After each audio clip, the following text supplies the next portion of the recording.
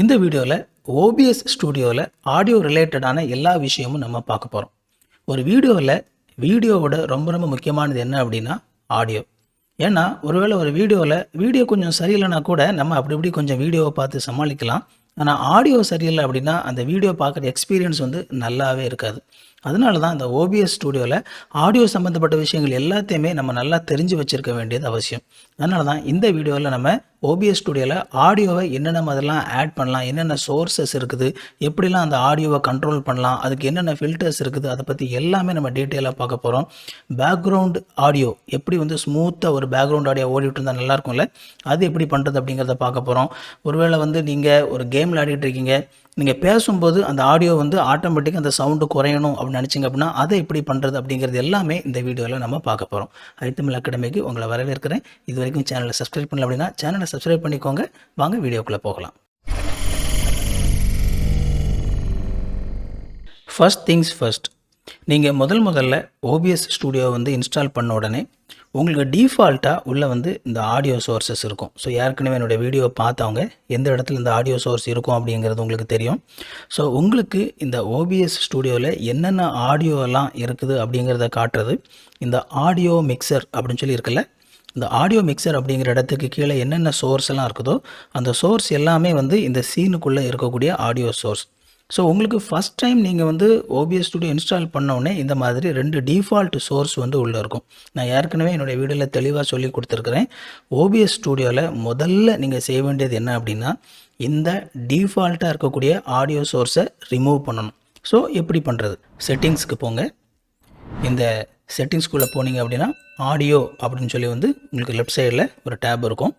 அதில் global audio devices அப்படிங்கிற அந்த டாப்பிக்கு கீழே வரிசையாக நிறைய இருக்கும்.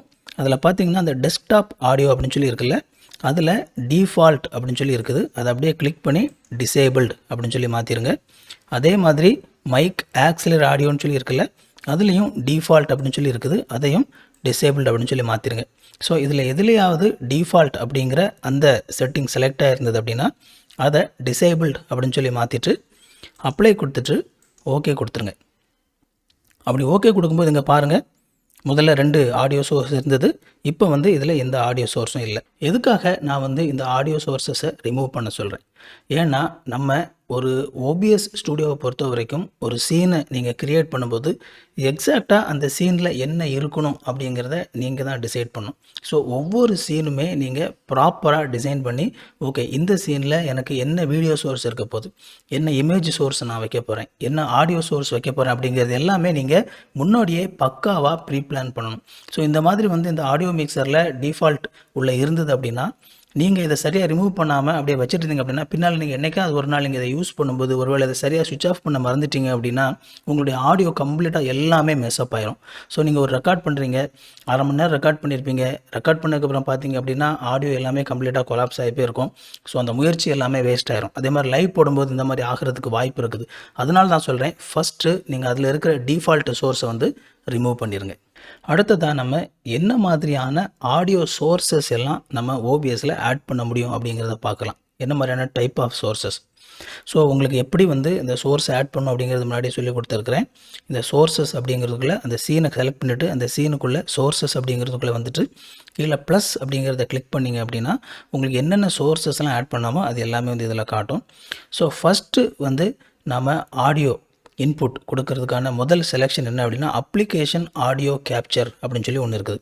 இந்த அப்ளிகேஷன் ஆடியோ கேப்சர் அப்படிங்கிறது என்ன அப்படின்னா நீங்கள் ஒரு பர்டிகுலர் அப்ளிகேஷன்லேருந்து அந்த அப்ளிகேஷனில் ஓடுற ஆடியோ மட்டும் உங்களுக்கு இந்த இடத்துல வரணும் அப்படின்னா வர வைக்கலாம்.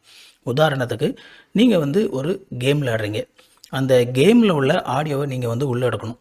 முன்னாடிலாம் பார்த்தீங்க அப்படின்னா இந்த ஆப்ஷன் OBSல கிடையாது. நீங்கள் ஒரு கேமில் உள்ள ஆடியோ உள்ளே எடுக்கணும் அப்படின்னா அவுட்புட் ஆடியோ கேப்சர் அப்படின்னு சொல்லி ஒரு ஆப்ஷன் இருக்கும். அதாவது உங்களுடைய கம்ப்யூட்டர்லேருந்து என்னென்ன ஆடியோலாம் அவுட்புட் ஆகுதோ அது எல்லாத்தையுமே OBSல எடுக்கிற மாதிரி இருக்கும். அதில் இருக்கிற பிரச்சனை என்ன அப்படின்னா நீங்கள் கேமில் ஆடிக்கிட்டு இருப்பீங்க, திடீர்னு பார்த்தீங்கன்னா ஒரு நோட்டிஃபிகேஷன் வரும். ஸோ நோட்டிஃபிகேஷன் அது டிங்குன்னு ஒரு சவுண்டு வந்துச்சு அப்படின்னா அந்த சவுண்டும் சேர்ந்து உள்ளே வரும். ஆனால் இப்போ இதில் என்ன செய்யலாம் அப்படின்னா அந்த பர்டிகுலர் கேமில் உள்ள சவுண்டை மட்டும் நீங்கள் உள்ளே எடுக்கலாம். ஸோ இந்த அப்ளிகேஷன் ஆடியோ கேப்சர் அப்படிங்கிறத செலக்ட் பண்ணிவிட்டு நீங்கள் ஓகே கொடுத்தீங்க அப்படின்னா அதில் என்னென்ன அப்ளிகேஷன்லாம் ரன் ஆகிட்டு இருக்குது கம்ப்யூட்டரில் அப்படிங்கிற ஆப்ஷனை காட்டும். ஸோ நீங்கள் அதில் இதில் உங்களுக்கு எந்த அப்ளிகேஷன் உள்ள ஆடியோ மட்டும் உள்ளே வரணும் அப்படிங்கிறது நீங்கள் செலக்ட் பண்ணிக்கலாம். அல்லது ஒருவேளை நீங்கள் வந்து ஒரு யூடியூப் வீடியோ நீங்கள் ரிவ்யூ பண்ணிகிட்டு இருப்பீங்க.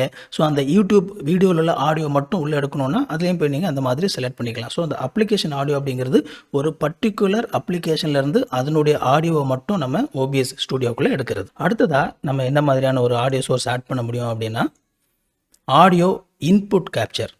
ஸோ ஆடியோ இன்புட் கேப்சர் நீங்கள் பேசிக்காக OBS படிச்சிருந்தீங்க அப்படின்னா உங்களுக்கு தெரிஞ்சிருக்கும். இந்த ஆடியோ இன்புட் கேப்சர் அப்படிங்கிறது மைக்கு மூலமாக உள்ளே வரக்கூடிய ஆடியோ இன்புட் எல்லாமே உள்ளே எடுக்கிறது. ஸோ நீங்கள் வந்து கம்ப்யூட்டரில் ஒரு ஹெட்ஃபோன் ஜாக் மாதிரியான அந்த மாதிரியான மைக் நீங்கள் ஆட் பண்ணியிருந்தாலும் சரி, அல்லது USB மைக் ஆட் பண்ணியிருந்தாலும் சரி, எந்த மாதிரியான ஒரு மைக் உள்ள ஆட் பண்ணியிருந்தாலும் அது எல்லாமே ஆடியோ இன்புட் கேப்சர் அப்படிங்கிற இது மூலமாக மட்டும்தான் நாம் வந்து உள்ளே எடுக்க முடியும். ஸோ ஆடியோ இன்புட் கேப்சர் மைக்குக்கானது. அதே மாதிரி அதுக்கு அடுத்த ஆப்ஷன் ஆடியோ அவுட்புட் கேப்சர். நான் முதல்ல சொன்னல இந்த ஆடியோ அவுட்புட் கேப்சர் அப்படிங்கிறது வேறு ஒன்றும் இல்லை, உங்களுடைய கம்ப்யூட்டர்லேருந்து என்னென்ன ஆடியோலாம் அவுட்புட் ஆகுதோ, அல்லது இன்னும் சிம்பிளாக சொல்லணும் அப்படின்னா நீங்கள் உங்களுடைய கம்ப்யூட்டரோட ஸ்பீக்கரில் வந்து என்னென்ன ஆடியோலாம் வருதோ, நீங்கள் ஒரு சாங் ப்ளே பண்ணிகிட்ருக்கிறீங்க, அது என்ன சவுண்டாக வேணாலும் இருக்கலாம், எந்த சவுண்டு உங்கள் ஸ்பீக்கரில் உள்ள ஆடியோலேருந்து வெளியே வருதோ அந்த சவுண்டு எல்லாமே வந்து எனக்கு OBSக்குள்ளே வரணும் அப்படின்னு சொல்லி நீங்கள் நினச்சிங்க அப்படின்னா இந்த ஆடியோ அவுட்புட் கேப்சர் அப்படிங்கிறத நீங்கள் செலக்ட் பண்ணணும். இந்த ஆடியோ அவுட்புட் கேப்சர் நீங்கள் செலக்ட் பண்ணும்போது ஒரு முக்கியமான ஒரு வார்னிங் கொடுக்குறேன். என்ன அப்படின்னா நீங்கள் இந்த ஆடியோ அவுட்புட் கேப்சர் செலக்ட் பண்ணீங்க அப்படின்னா உங்களுடைய OBS ஸ்டுடியோவில் நீங்கள் வந்து பின்னால் நம்ம ஆடியோவில் நம்ம பார்ப்போம், அதை வந்து மானிட்டர் பண்ணக்கூடிய ஒரு ஆப்ஷன் இருக்குது. இந்த ஆடியோ அவுட்புட் கேப்சரையும் நீங்கள் OBSல மானிட்டர் பண்ணக்கூடிய அந்த ஆப்ஷன் நீங்கள் செலக்ட் பண்ணி வச்சுருந்தீங்க அப்படின்னா நீங்கள் ஆடியோ ரெக்கார்ட் பண்ணும்போது அது வந்து ஒரு எக்கோவாக 2 சவுண்டாக வந்து அதில் ரெக்கார்ட் ஆகும். இந்த கன்ஃபியூஷன் வந்து உங்களுக்கு உண்டாகும். அதனால் எப்போவுமே வந்து நீங்கள் இந்த மாதிரி ஆடியோ வந்து நீங்கள் ஆட் பண்ணும்போது இந்த சவுண்ட் எப்படி இருக்குது அப்படிங்கிறது நீங்கள் மானிட்டர் பண்ணி கேட்டுக்கோங்க. ஒரு சில நேரத்தில் இந்த ரெண்டுமே ஒரே நேரத்தில் உங்களால் பண்ண முடியாது. இந்த ஆடியோ அவுட்புட் கேப்சர் அப்படிங்கிறது உங்களுக்கு கம்ப்யூட்டர்லேருந்து வரக்கூடிய எல்லா அவுட்புட் ஆடியோவையும் வந்து OBS ஸ்டுடியோக்குள்ளே கொண்டு வர்றதுக்கு. அடுத்ததாக நீங்கள் ஆட் பண்ண முடிஞ்ச ஒரு ஆடியோ சோர்ஸ் என்ன அப்படின்னா மீடியா சோர்ஸ் அப்படிங்கிறது. ஆக்சுவலாக அந்த மீடியா சோர்ஸ் அப்படிங்கிறதுல நீங்கள் வந்து ஆடியோ வீடியோ எது வேணாலும் நீங்கள் ஆட் பண்ணிக்கலாம். பட் ஆடியோவுக்காகவும் நீங்கள் வந்து இதை யூஸ் பண்ணலாம். நீங்கள் வந்து நீங்கள் மைக்கில் பேசிகிட்டு இருக்கிறீங்க, உங்களுக்கு வந்து பேக்ரவுண்டில் வந்து ஒரு மியூசிக் ஓடிக்கிட்டே இருக்கணும்னு சொல்லி ஆசைப்பட்றீங்க அப்படின்னா இந்த மீடியா சோர்ஸை வந்து நீங்கள் இதை யூஸ் பண்ணிக்கலாம். இதை விட பெட்டரான ஒரு ஆப்ஷன் வந்து பின்னாடி இருக்குது, அது அடுத்தல நான் சொல்கிறேன்.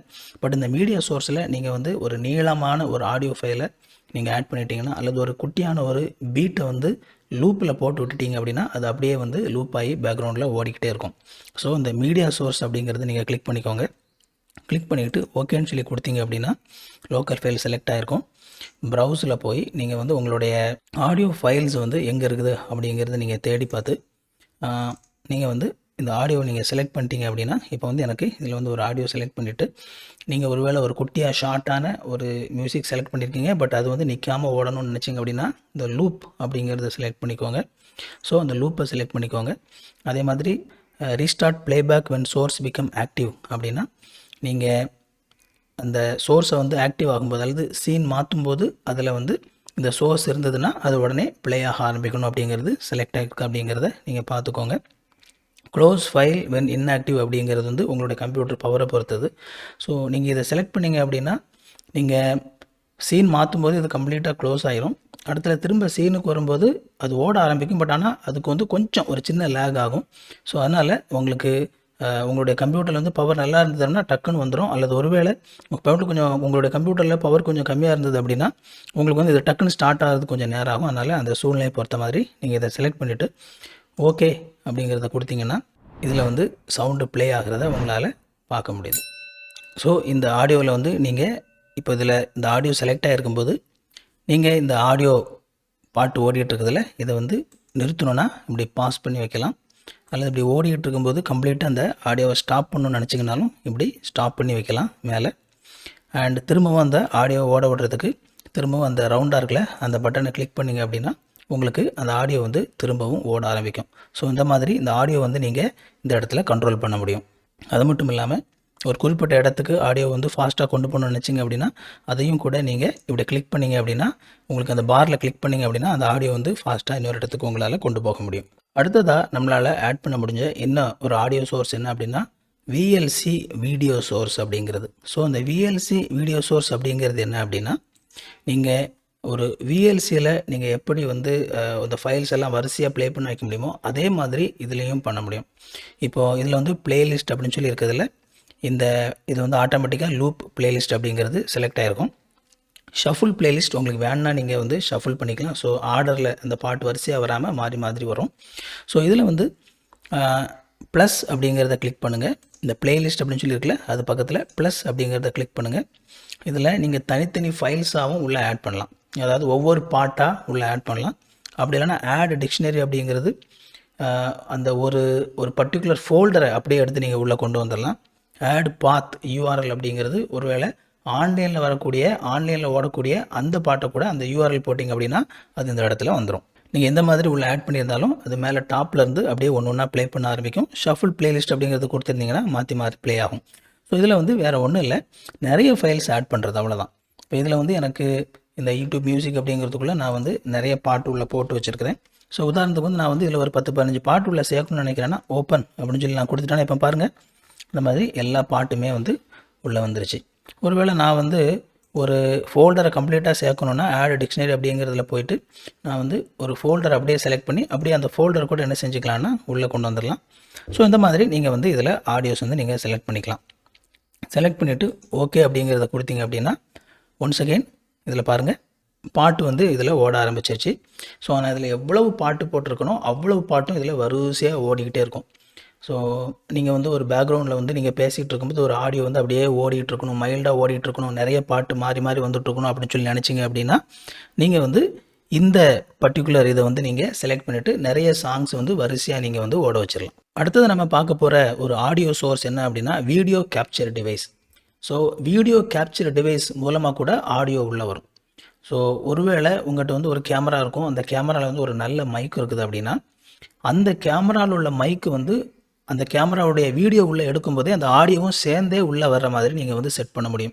நீங்கள் வந்து ஒருவேளை ஒரு கேமராலேருந்து கேப்சர் கார்டு மூலமாக நீங்கள் வந்து அந்த வீடியோ உள்ளே எடுக்கிறீங்கன்னா பொதுவாக எல்லா கேப்சர் கார்டுமே HDMI மூலமாக உள்ள வரக்கூடிய எல்லா கேப்சர் கார்டுமே என்ன செய்யும் அப்படின்னா அந்த கேமராலேருந்து இருக்கக்கூடிய மைக்கில் உள்ள ஆடியோவும் சேர்த்து தான் வந்து உங்களுக்கு கம்ப்யூட்டருக்குள்ளே கொண்டு வரும்.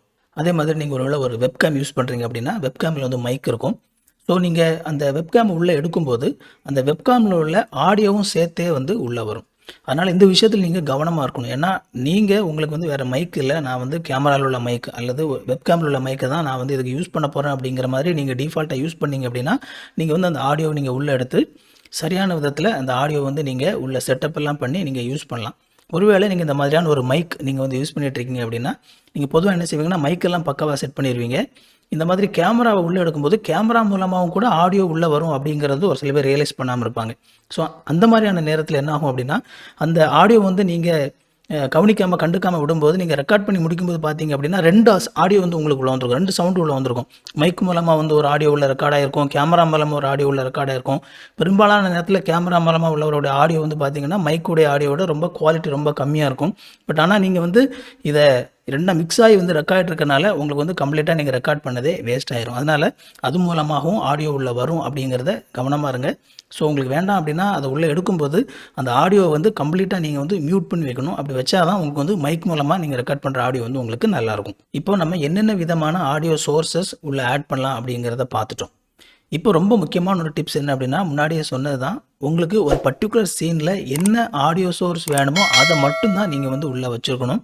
ஒரு பர்டிகுலர் ஆடியோ சோர்ஸ் உங்களுக்கு வேண்டாம் அப்படின்னா அதை உள்ளே வச்சுருக்கக்கூடாது. ஸோ ரொம்ப கேர்ஃபுல்லாக நீங்கள் வந்து அதை வந்து இந்த சீனை டிசைன் பண்ணும்போது கரெக்டாக அந்த சோர்ஸை ஆட் பண்ணணும். நீங்கள் தேவையில்லாத ஒரு ஆடியோ சோர்ஸ் உள்ளே வச்சுருந்தீங்கன்னா என்றைக்காவது ஒரு நாள் ரெக்கார்ட் பண்ணும்போது அது தெரியாமல் ஏதாவது ஆனில் இருக்கும், கவனக்குறைவாக இருப்பீங்க, கம்ப்ளீட்டாக வந்து உங்களுடைய முழு வீடியோவையும் வந்து அது கொலாப்ஸ் பண்ணி விட்டுரும். அதனால் அந்த விஷயத்தில் நீங்கள் கவனமாக இருங்க எப்போவுமே.